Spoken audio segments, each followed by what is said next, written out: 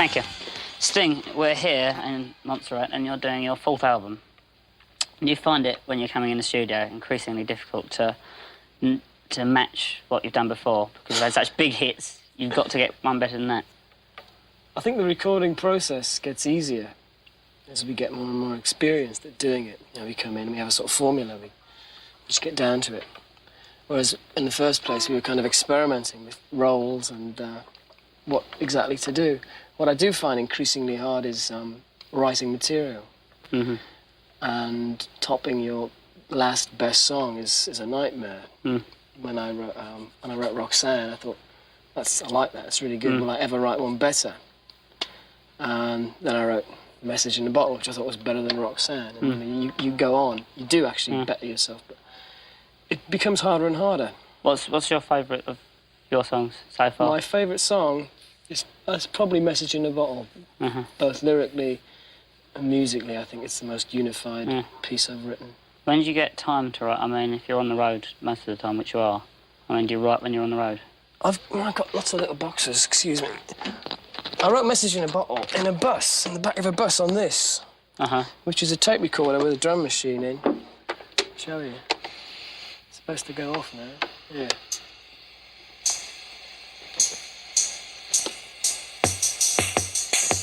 Play along with it, you know, like this.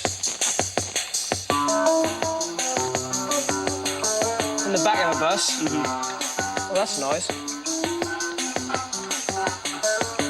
So, well, let's go into Message in a Bottle then. I mean, how did you write that? Well, let's go further back even. I mean, as a songwriter, as a composer, you like the sound of certain chords.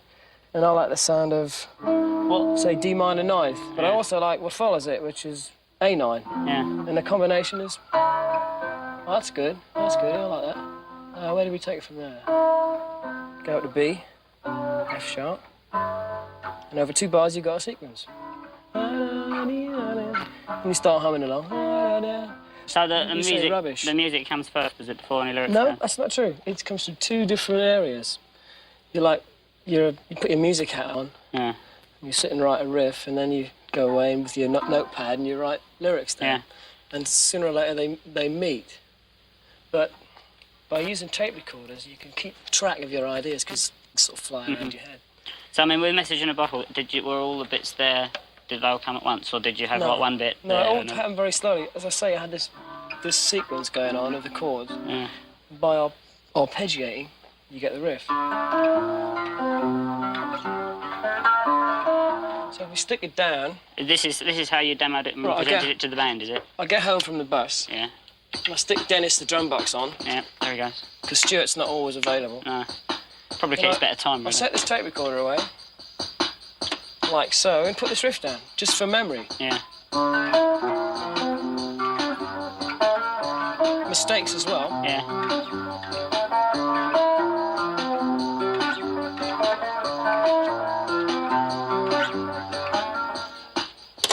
Wind it back, turn Dennis off. Yeah. Leave it for a day, go back to it, listen to it, and play along with it. See what happens. Play some sort of harmony with it. Yeah. Before you've even got to like another part, like a chorus or something like that.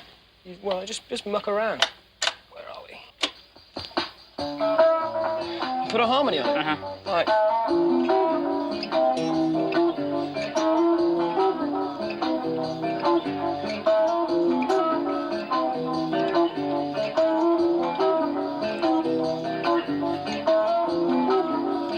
Thing is, you know, most nights when you do that, it sounds awful. Yeah. I've had too much to drink, or the riff in the first place was lousy. In this case, it was good. So then you think, well, what should I do next? Put Dennis back on. Go on. Ah, there he is. You think, right, that's a good verse, right, let's have some rock and roll in it. Would this be something that you maybe come up with before, like an idea for a chorus? Maybe it's in the, you know, you pile the tapes away, because it hasn't fitted anywhere. And all the time you're sort of mumbling rubbish, you know. And when you got a reasonable structure, you know, written with a chorus, you go to the big pile of lyrics, which you write all the time. You can write them anywhere. You can write them in a bus stop, you can write them in the pub.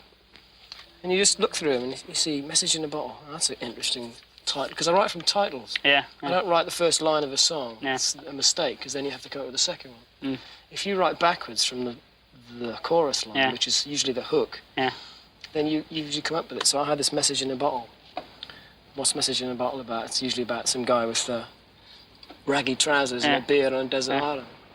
Well, how then? I mean, so you've got the rough idea for the chorus there, and then the idea for the verse. So how then do you present it to the band? Well, you join all the bits of tape together in a sort of rough fashion, you know, with sort of very rough parts on, and say, "Hello, Andy and Stuart, I got a new song," and they go, "Oh, it's really good. I promise, it's dead good."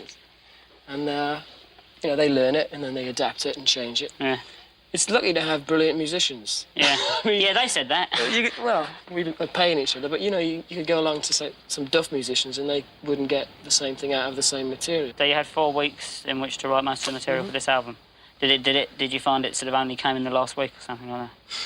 No, as I say, I write in bits and bobs. You know, a bit here, a bit there. It is like a jigsaw. Yeah. In the last and in the few last weeks, week you had all the we'll go with that one. Yeah.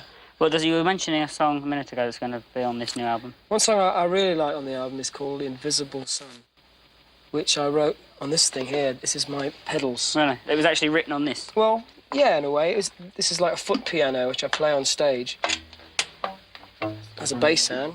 I also got a synthesizer sound. Yeah.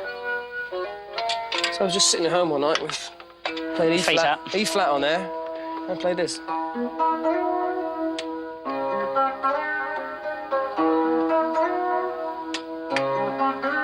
Great. So it was straight down, yeah? Did Dennis get involved? Dennis was involved at a later date, like so. That's all right.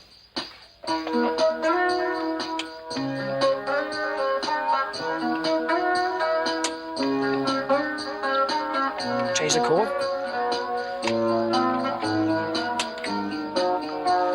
You can see why we have Andy Summers in the group. Yeah.